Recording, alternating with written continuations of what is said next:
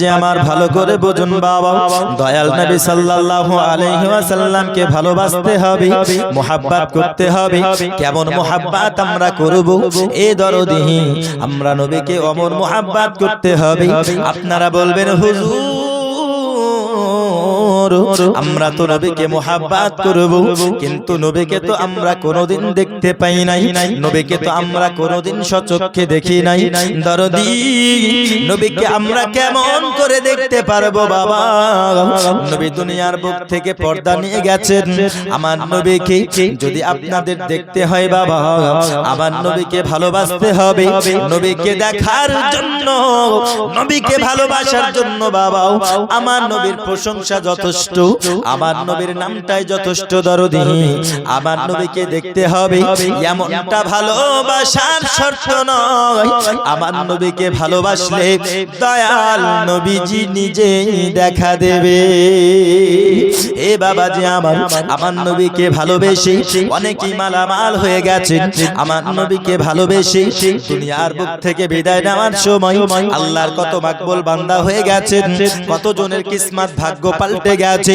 বাম্পারে আমার এমন একজন আল্লাহর বান্দা আমার নবীকে মুহাব্বতকারী, তার কথা আমি আপনাদেরকে একটু বলি।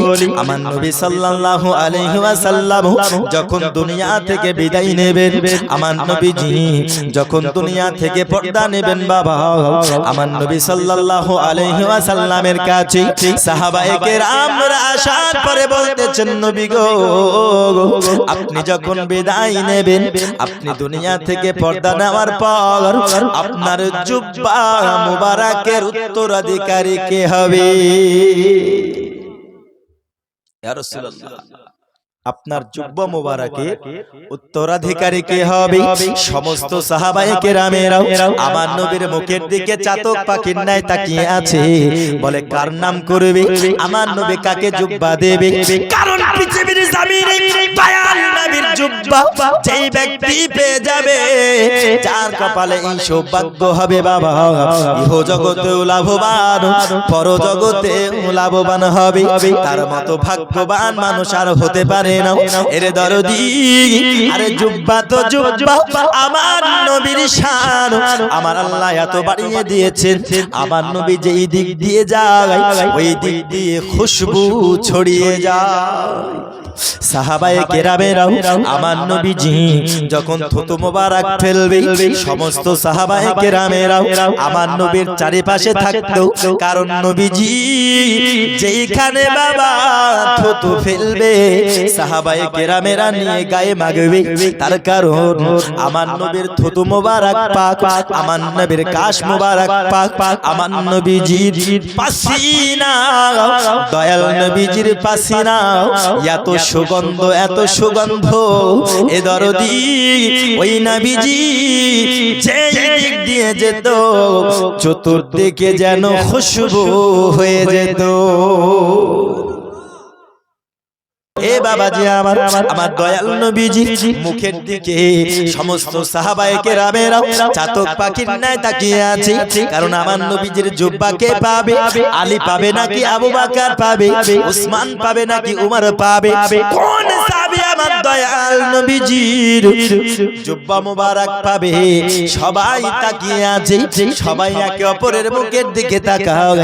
কিন্তু আমার দয়াল নবী সঙ্গে সঙ্গে বলে, এ আমার সাহাবায়ে কেরাম তোমরা শোনো, তোমরা শোনো, আমার জুব্বা মুবারক আমার এমন এক আশিককে আমি দেব, এমন এক মুহাব্বতকারীকে আমি দেব, আমার এমন এক প্রেমিককে আমি দেব, যেই প্রেমিকের কথা যদি তোমরা শোনো, যেই প্রেমিকের যদি নাম তোমরা শোনো অবাক হয়ে যাবে।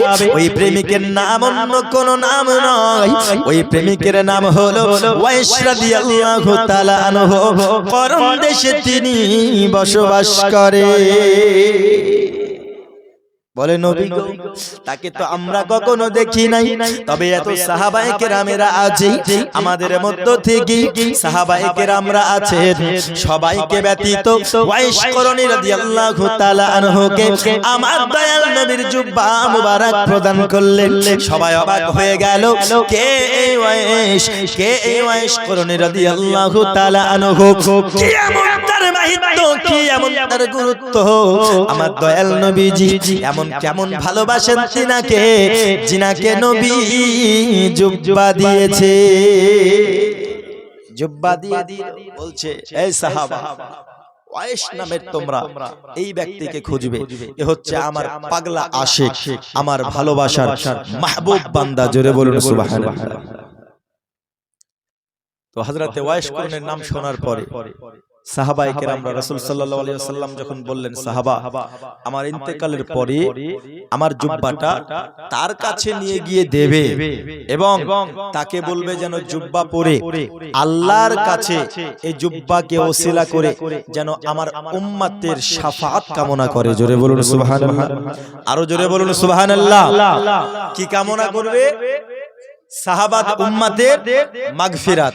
চিন্তা করেছেন রাসূল সাল্লাল্লাহু আলাইহি ওয়াসাল্লাম আমার চলে যাচ্ছেন, তিনি বিদায় নেওয়ার সময় যে জুব্বা দিচ্ছেন এমনি এমনি দিচ্ছেন না, এমন এক ব্যক্তিকে তিনি দিচ্ছেন, এমন এক ব্যক্তিকে জুব্বা প্রদান করে, এ বাবাজি আমার আল্লাহর কাছে দোয়া করবে, তোমরা বলবে আল্লাহর কাছে জানো আমার গুনাহগার উম্মতের মাগফিরাত চাই।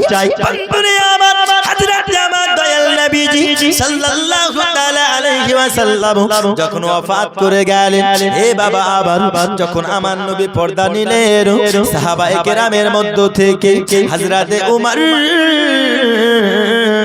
এবং হযরতে আলী দুজনাই চলে গেলেন ওয়াইস করণের খোঁজে। খুঁজে যাওয়ার পরে বাবা আমার দয়াল নবী বলেছিলেন, এ সাহাবারা, তোমরা ওয়াইস করণীকে কোনোদিন দেখোনি, তোমরা ওয়াইস করণীকে কোনোদিন সচক্ষে দেখোনি, আমি নবীজি তার সঙ্গে আমারও কোনোদিন ডাইরেক্ট দেখা হয় না, আমার সঙ্গেও কোনোদিন দেখা হয় না।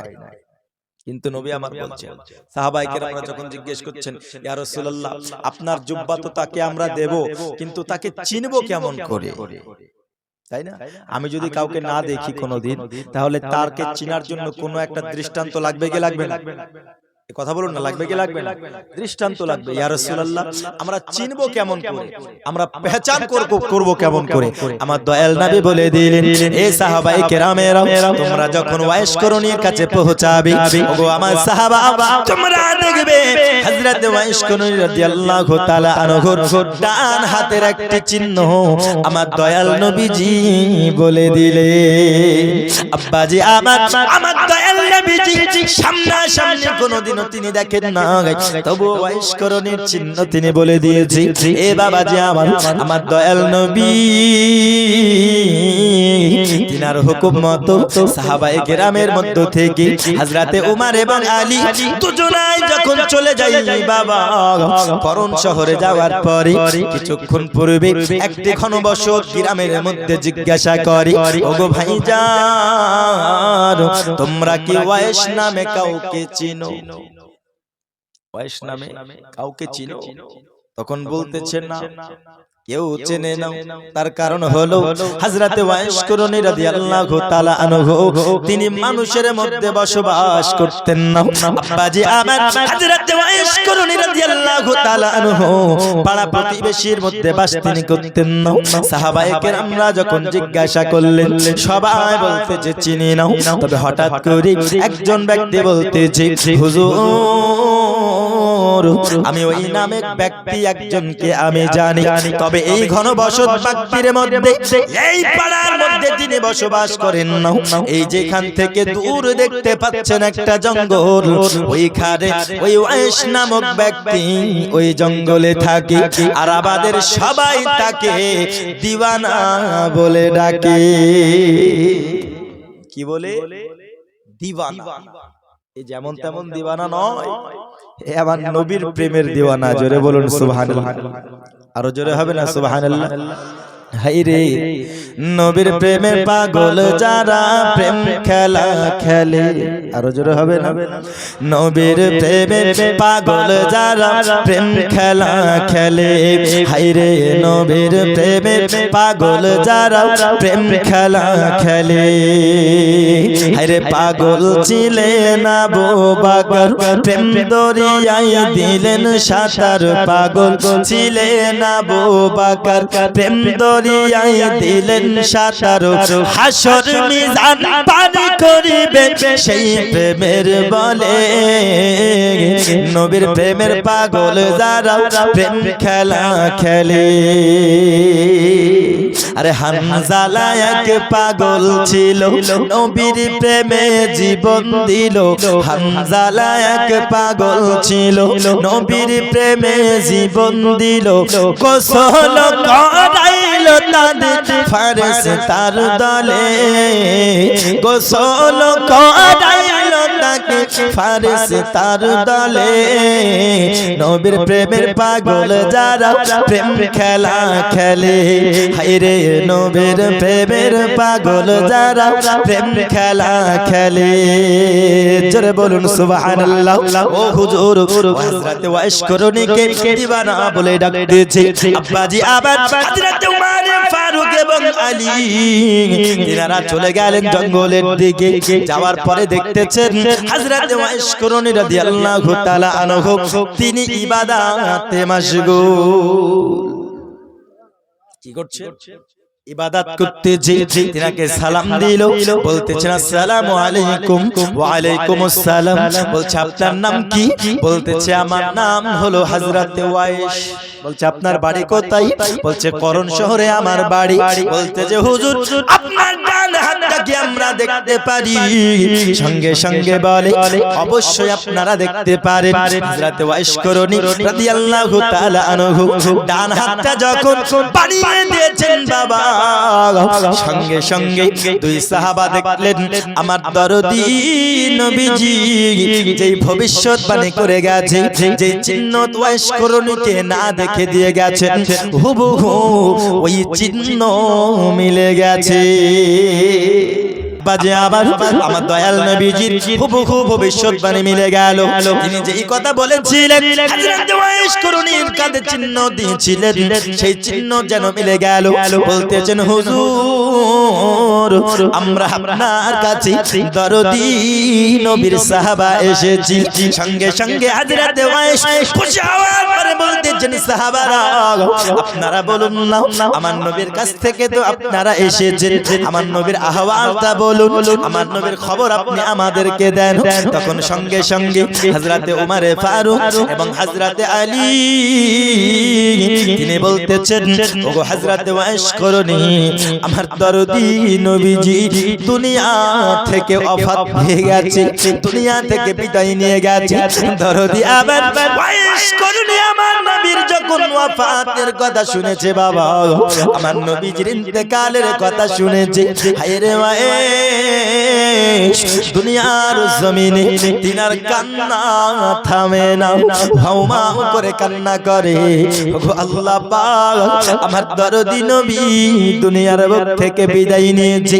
আল্লাহ গো আমার নবীকে তুমি আমার কাছ থেকে নিয়ে নিয়েছো ইয়া রাব্বাল আলামিন আমার দরদি নবী রাহমাতাল লিল আলামিন দুনিয়া থেকে বিদায় নিয়েছে ওগো সাহাবা তবে তোমরা এখানে কেন এসেছো বলো আব্বাজি আবার সাহাবায়ে কিরামরা বলতেছেন হুজুর আমার দরদি নবীর তরফ থেকে আপনার কাছে নবীজি এই জুব্বা উপহার দিয়েছে ওগো হুজুর আর আমার নবী বলেছেন এই জুব্বা উপহার দেওয়ার সময় ওগো সাহাবারা এই জুব্বা ওয়াইসকে দেওয়ার পরে বলবে হযরত ওয়াইস যেন জুব্বার খাতিরে জুব্বার সিলাই আমার আল্লাহর কাছে গুনাহগার উম্মতের সুপারিশ করে গুনাহগার উম্মতের যেন সুপারিশ করে দরদি